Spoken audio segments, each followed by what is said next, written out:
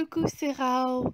Est-ce que vous vous rendez compte que pendant toute la vidéo des ACO et ATC, j'ai dit que je ferais qu'une seule vidéo par mois, mais en fait, j'avais pas encore pensé au fait que je pouvais prendre des speed painting que je fais en ce moment et rajouter ma voix dessus sur des anecdotes totalement différentes.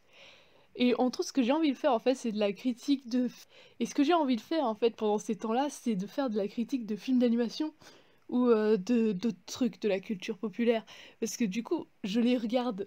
Il faudrait que ça serve à quelque chose un jour, parce qu'il faut que je donne la pub. Et surtout, c'est l'affrontement entre Frozen et Klaus qui me fait dire que ce serait bien de faire quelquefois des critiques de films que j'ai bien aimés. Comme ça, je peux leur donner un peu de visibilité. Et entre autres, aujourd'hui, on va faire Frozen 2 pour me donner de la visibilité à moi. Et en fait, la prochaine, je vais faire Klaus parce que j'ai beaucoup de choses à dire dessus. Et j'ai aussi mes commentaires à faire sur Frozen. Donc, ça va être des vidéos avec des spoilers. Donc, le début, je vais commencer par dire ce que j'en pense et si je conseille aux gens. Et après, je passe aux points qui m'impressionnent ou qui sont gardés dans ma tête. Je ne sais pas parler français et c'est de la totale impro. Ça se voit, ça s'entend. Et donc cette partie-là, ce sera après le générique. Donc vous restez jusqu'au générique pour la partie sans spoiler, pour savoir si vous devez regarder absolument ou pas, ou si vous pouvez le mettre dans la waiting list pour d'autres. Et après, on passe à la partie spoiler où on va pouvoir discuter ensemble dans les commentaires sur la vidéo. Donc oui, les gens qui ne veulent pas spoiler ne vont pas dans les commentaires, ne vont pas sur les réseaux sociaux, ne font rien, n'est-ce pas? Donc voilà. Donc Frozen 2, ce que j'en ai pensé, c'est que c'est pas une perte de temps, mais je le conseille pas. Voilà, ça c'est bon, générique. J'ai actuellement un Kickstarter en cours jusqu'au 11 janvier 2020. Regardez dans la description pour plus d'infos.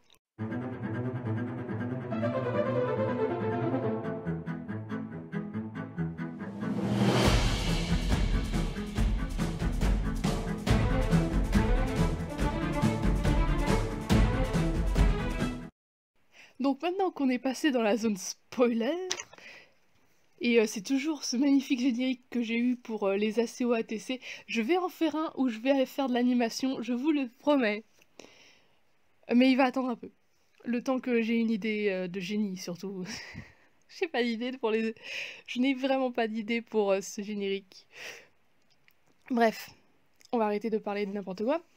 Donc la première chose que j'ai envie de dire sur Frozen 2, c'est que déjà que dans le 1, j'aimais pas trop Elsa. Dans le 2, elle m'a l'air d'être une sacrée Marissou. La définition des Marissou, c'est pas seulement qu'il faut qu'elle soit parfaite. Et clairement, il y a des Marissou.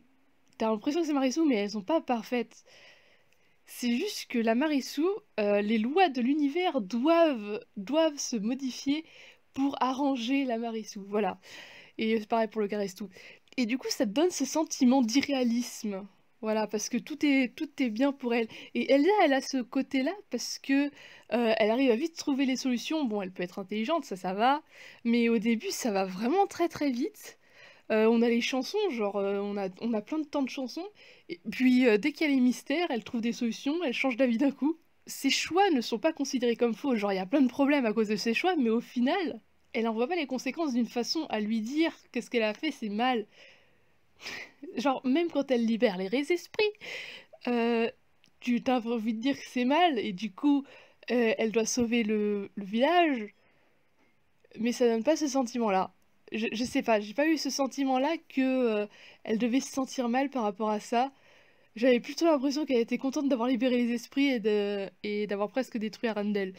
Aussi, elle a plein de pouvoirs, du coup, ses pouvoirs, c'est devenu des pouvoirs à tout faire. À la base, c'était juste de la glace et créer des trucs avec la glace, et puis maintenant, elle utilise la mémoire de l'eau, comme dit Olaf. C'est comme si on lui a rajouté des pouvoirs en plus, et en plus, elle les découvre sans faire exprès. Du coup, ses pouvoirs, c'est du pouvoir de Marissou, qui devient super cheaté. Et surtout, à la fin, elle ne meurt pas. Alors qu'elle avait l'air de mourir et que ça aurait été une bonne fin si elle était morte. Et un dernier point aussi que j'ai oublié, c'est que elle refuse toujours l'aide d'Anna et ça ne change pas pendant tout le film. Genre, même à un moment, avant qu'elle fasse le bateau, j'avais tellement l'impression qu'elle allait finir par accepter que Anna vienne, ou qu'elle allait lui dire, ou qu'elle allait la convaincre d'une façon ou d'une autre. Mais non, elle la vire comme ça, elle la pousse. Donc, deuxième point, le Anna Christophe. C'est ma partie préférée, alors que je déteste les histoires d'amour, mais c'est ma partie préférée, parce que Anna elle est complètement con. C'est fait un peu exprès quand même, ça se sent, mais Anna est totalement con. Christophe aussi, ils sont tous cons. Et du coup, ça rend ça tellement marrant. Et du coup, on a la chanson de Christophe qui s'appelle en anglais Lost in the Woods et en français, je l'ai marqué, J'ai perdu le Nord, qui est excellente. C'est cynique à souhait, c'est ironique, et j'adore ça, l'ironie. J'adore cette partie-là. Et du coup, voilà, c'est pour ça que cette partie est ma préférée, parce qu'elle est absolument con. Et c'était la partie légère et pas ennuyeuse, voilà. Parce qu'après, il y a la partie légère et ennuyeuse qui est encore Olaf. Alors lui non plus, je l'aimais pas dans le premier, parce que sa chanson me faisait chier, et il a encore une chanson solo. Mais d'un autre côté, j'aime bien le fait que Olaf raconte de la merde. Mais genre, c'est de la merde, c'est de la culture générale, mais c'est vraiment de la culture générale de merde. Et je n'ai pas d'autre mot que de merde à dire. Du coup, on a 4 fois ce mot-là dans cette vidéo. On va se faire démonétiser alors que c'est même pas monétisé. Et enfin, en quatrième point, il y a la fin commerciale qui, comme je l'avais dit, Elsa elle meurt pas, Olaf non plus. Il revient de nulle part. Enfin, il revient comme si Elsa savait, alors qu'elle était morte à ce moment-là quand il est mort. Euh, je... et en plus, Arendelle est sauvée. En fait, ça aurait eu un côté... S'il y avait eu des conséquences sur celui-là, ça aurait un côté tellement plus film pour faire film et pas film pour faire de la merchandising. Et du coup, c'est un peu triste. Bah, du coup, je me dis, c'est un film Disney.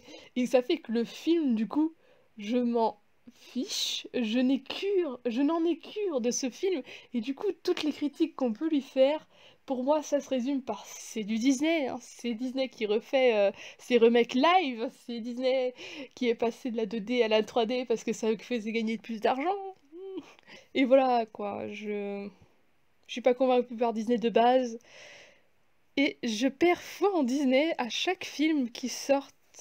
Vaiana, c'était bien. Mais à chaque autre film, genre Marvel et film remake, je perds espoir. Mais même, je vais pas y voir, hein. Je suis juste allée voir le livre de la jungle et après, j'ai arrêté. La conclusion que je vais donner, c'est qu'au final, c'est un très beau film. Tous les dessins, tous les plans, c'est des plans qu'on trouve dans des concept art. Mais je m'en fiche, voilà. Mais c'est super beau, du coup je vais peut-être faire des élus qui s'inspirent de ça.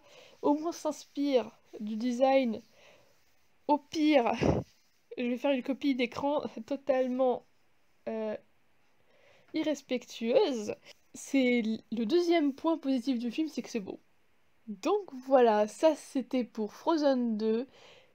N'oubliez pas que j'ai un Kickstarter avec les dessins de mon Inktober qui est dans la description jusqu'au 11 janvier 2020.